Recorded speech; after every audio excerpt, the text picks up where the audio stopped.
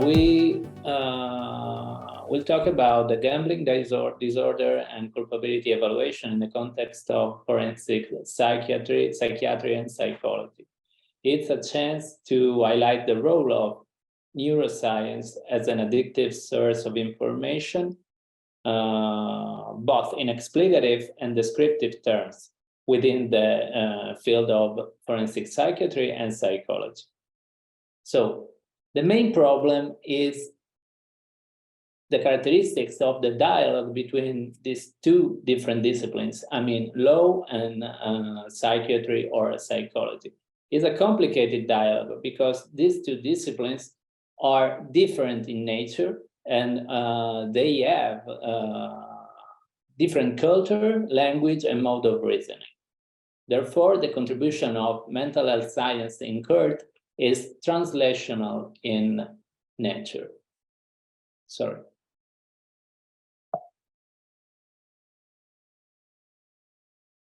The other main question is about the disparity of roles, because law poses question, psychiatry or psychology has to respond in a reliable way. And such a response has to be informative rather than conclusive, because the verdict is not an expert concern. So what we have to provide judge and juries is an knowledge integration. Such a support is vital or sounds vital to make the difference between two different types of judgment. On one hand, we have an informed judgment that is the correct form, and on the other hand, we have the incorrect form that is the biased judgment. The main role of psychiatry and neuroscience within the context of forensic psychiatry is to align forensic evaluation with the revised body of scientific knowledge. We must start from the semantic differences between the two vocabularies, the one from the legal system, the law, and the one from the scientific field. We can see in this slide the definition, legal definition of culpability, of insanity, and so on. And the main components are two. And we have ability to understand and the ability to want. In order to translate into scientific terms such a construct, we can shed light on two main components, cognitive and motivational variables. These variables have to be included in the forensic evaluation process because of their role in the formation of the intent itself. Executive control is one of the main higher level mental function impaired by GD progression. I mean, GD is a progressive disorder. Furthermore, a huge body of research confirms that the core of the functional adaptive impairment in addiction, I mean, both substance-related and behavioral one, is represented by the alteration of the wanting component of motivation. We will see later how the term wanting is vital in the context of forensic evaluation. In the beginning, we concentrate on the dimension of the assessment in terms of extension.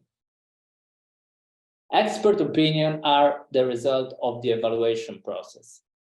And such a process has to be structured into precise phases. Organizing information acquired during examination, identifying relevant details, and building a formulation to answer a legal question. Any of each step within the process of evaluation is unfortunately prone to errors and can be at the same time affected by several biases. Such biases need to be recognized to minimize their impact on the foregoing phases of the entire evaluation process. of the entire assessment. It's a matter of methodology. So, in the beginning, we highlight the importance to include into the evaluation process a wider number of data sources from which we can extract relevant data to form our expert opinion. And we start from the diagnostic assessment at the time of forensic evaluation. I mean, both categorical and dimensional diagnosis. Case formulation through the integrated analysis of data from different sources, including third-party information, TPI, which includes at the same time personal history, medical history, and investigative files. The next step we took, it was about how to recognize, to highlight the most relevant information within the general number of the data acquired. Our communication must take into account the target, the natural target, its natural target. And when I say natural target of communication in the context of forensic psychiatry, psychiatry and psychology, I mean judges and juries. Today, we are emphasizing the possibility to recognize relevant information through a systematic approach. I mean, here you can see the description of our research project, but the core problem is to describe the process of the aim of the expert in the context of a trial has to be shaped. The expert draws a linear, scientific rooted pathway tracked with theoretical milestones. I mean, evidence-based disentanglement of bias nodes. It means that we have to start from the most recurrent bias, which are recognized by the research, which represent the hot zones, we can call hot zones, on which we must to posit our pivotal contribution in theoretical terms to lead judge and juries to understand our contribution. The aim is not to convince judge and jury of our opinion, but to allow them to develop an independent yet informed judicial decision-making process. So we must start from an assumption for which biased evaluation means biased judgment. Therefore, we consider recurrent biases as hot zones in which the update in theoretical milestones must be located to make the informative pathway drawn by the expert effective and reliable at the same time. We must start from a necessary premise to judge and juries. And when I say premise, I intend the relationship between legal problems and GD. Okay, this is bibliographic references, but the synthesis of our study in respect to this specific topic is that if we gather the collected data together, the relationship between gambling problems and legal problems appears significant and consistent across studies, although the causal linkage remains unclear. We must consider the fact that the diagnostic value of legal problems was dropped by the diagnostic criteria in DSM-5. We can define legal problems as a psychological a vital psychological feature of GD arising from the associated maladaptive profile. This is particularly relevant in order to represent the causative linkage between the disease and the offense or behavior. We must provide at the same time a brief synthesis of what GD is to judge and juries. And we must choose a definition that has to respond to what is needed in respect to our target. So such a definition has to be simple, comprehensive, and informative. And at the same time, the source of definition itself must be reliable. This is an example definition from Grant and colleagues. One other theoretical milestone that is vital is the one for which GD is a clinical phenomenon. And we can define it a clinical phenomenon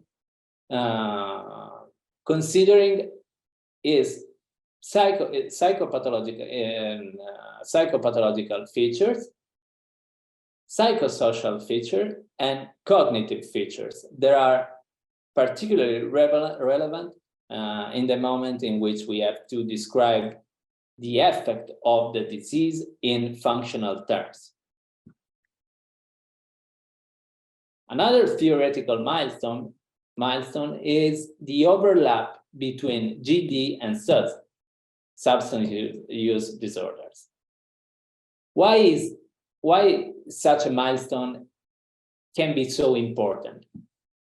It can be important in communication terms because a new piece of information assumes the dimension of a reliable and understandable one where a clear linkage to a well-known previous assumption is established.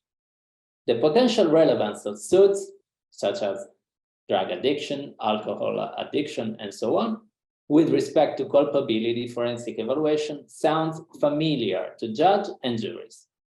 Therefore, the overlap between GD and suits acts as a concrete base on which a new legal point can be rooted. Such an overlap can be documented by scientific literature and at the same time can be recognized through the diagnostic assessment. And data from neuroscience research can improve our descriptive capacity in respect with how does the diagnosed disease affect and the adaptive functioning, and especially about what the diagnosed disease is. Okay, this is the slide about the transferring the concepts of substance-related addiction into the area of behavioral syndromes. This slide highlights how the progress of GD respond to the typical natural history of addiction, starting from a phase of recreational gambling in which factors of individual vulnerability play a vital role, starting from impulsive disease to a compulsive disorder. Such a disorder is the end result of cellular adaptations that occur in successive withdrawal relapse cycles. In these phases, cascades of intracellular events occur, which lead to the stable adaptation of the motivational system. Neuroadaptation, of course, changing neural function of a system with repeated challenge to the system itself. We can also specify the difference between dependence, an old-fashioned way to define addiction, versus addiction. Now, we can state that the research shift focus from the typical dependence aspects of addiction behavior, tolerance development, and withdrawal symptoms, to key aspects of addiction, namely drug craving and loss of control. What is the result in forensic terms? The result is that judge and juries must be advised that the presence of strong withdrawal symptoms in autonomic terms shouldn't be expected as a necessary hallmark of the disease. Another point to specify that need to be specified is about the executive control impairment. Neurobiological correlates of both substance-related and behavioral addiction are often associated with executive function impairment. Difference exists on the form of the impairment in respect with the subject of addiction, substance or behavior. As we can see in this slide, we can recognize a difference between the effect of alcohol intake and gambling. In the former, we can recognize, not always, but in general, we can recognize a neurotoxic effect that translates in a cortical atrophy, particularly in the prefrontal cortex. And we cannot recognize the same effect in GD individuals, in GD cases, where no cortical functioning impairment on structural level was observed. Instead, we can recognize a shared effect in neurocognitive terms, in neurocognitive impairment at the information processing level. A consistent body of research rather pointed to a bias of information processing toward drug-associated choices in association with ventral striatal activation. This impairment profile is in common between SUDS and GD. Another important piece of information is about the direction of information processing impairment. An impaired bottom-up information processing, from ventral striatum to PFC, rather than a top-down control of motivational system by PFC, is present. In forensic terms, judges and juries must be advised that executive functions impairment is a recurrent feature of addiction, both in substance-related and behavioral addictions. Such an impairment is hard to observe on the structural level, while it is evident in the neurocognitive domain. It's a matter of how information flows within the system, particularly in a bottom-up direction.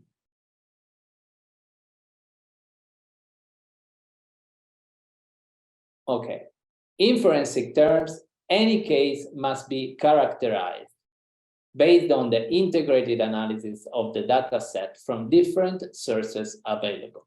Such an approach allows us to provide judges and juries with a comprehensive and individualized picture of the case in question, improving the descriptive value of the evaluation itself. A comprehensive summary is needed in order to inform judges and juries on the classification of diagnosed disease and the causative relationship between the disease and the behavior within the case in question. Another theoretical milestone, a very concrete theoretical milestone for judges and jurors, is the difference between GD brain and health control brain. This is to highlight how GD individuals can be considered different in functional terms in respect with health controls, in respect to health people. And it's relevant to describe at such a level the impairment linked to GD can influence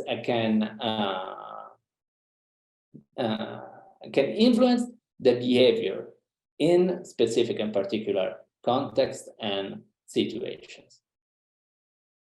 The biopsychological aspects of GD represent the concrete basis on which to provide a comprehensive description of the disease in court, leading judges and juries beyond classical bias. For example, a recent review by Quintero that you can see summarized in the on the left side and right side of the slide, provides an interesting overview of previous experimental work, including the following topics: gambling disorder from neuroimaging and an electroencephalography perspective, cognitive, executive functioning, and neuropsychological aspects of gambling disorder, rodent models of gambling disorders. It can be interpreted as a three-dimensional picture of what GD is and how GD can affect the behavior, the adaptive behavior of the affected person. So the author found significant differences in brain activation patterns. Several types of cognitive distortion were observed, and in the end, the decision-making functioning showed some level of dysfunction.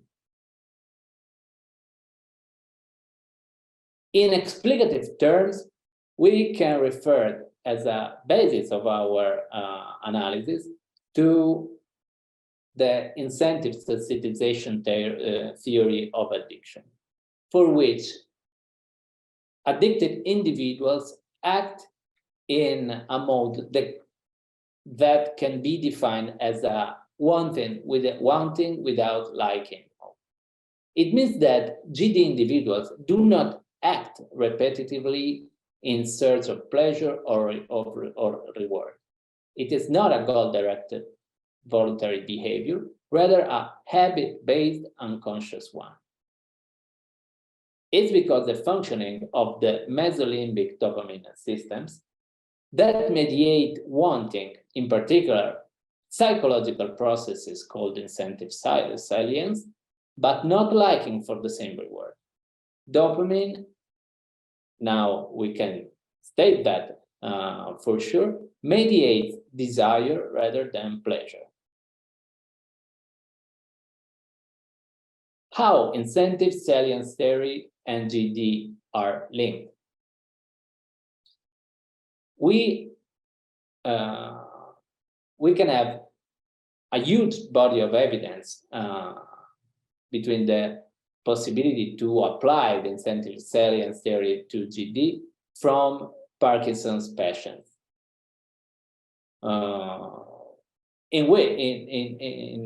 Where we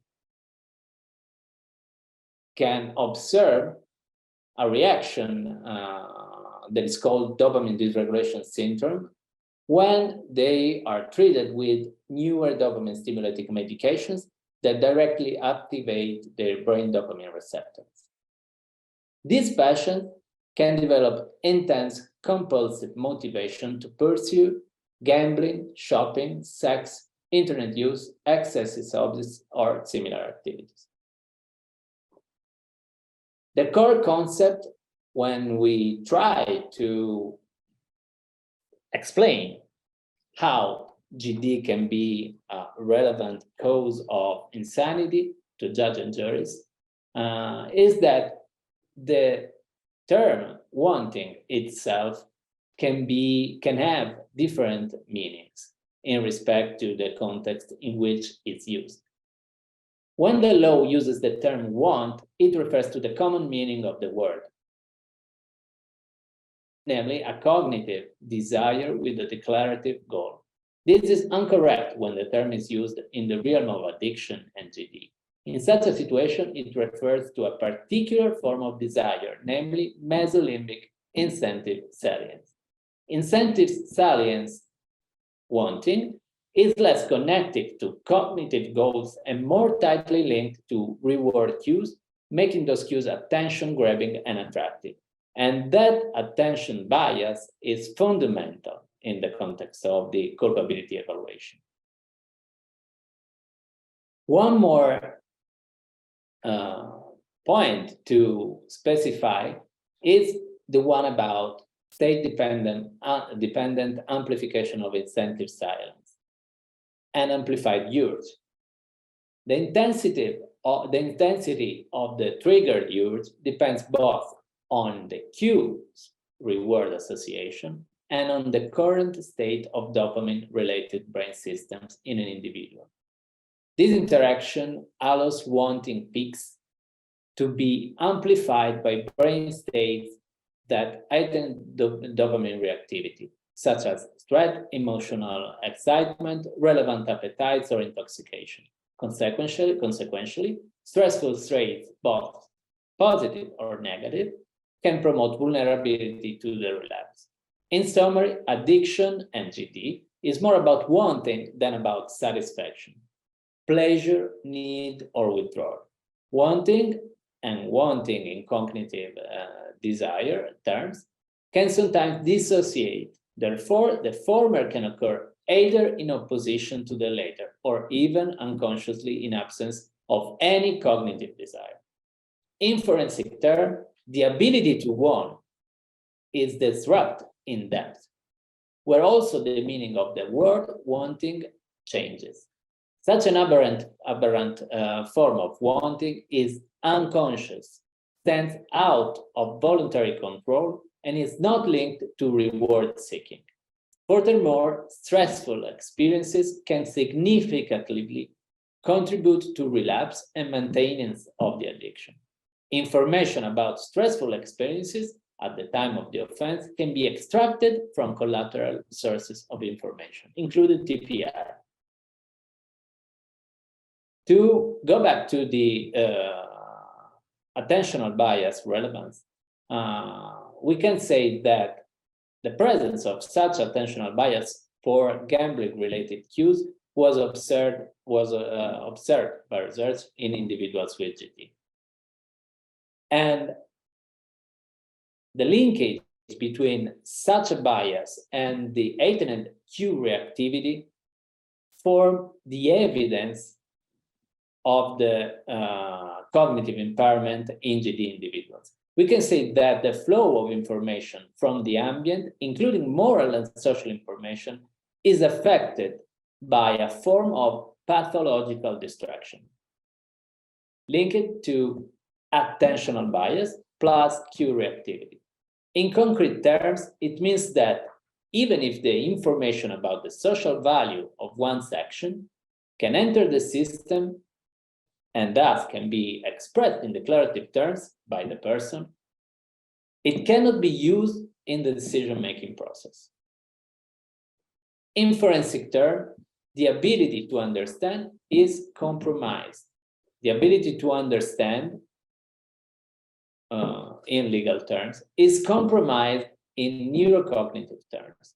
It remains valid even if the individual with GD remains capable of acquiring and expressing the social and moral piece of information about the value of his past action. It is not a matter of which piece of information enters the system, rather of how such information flows through the system.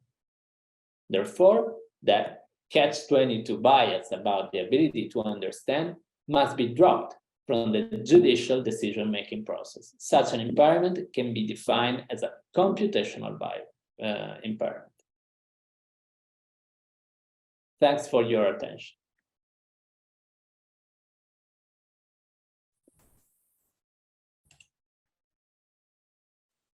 Thank you so much. That was a great presentation.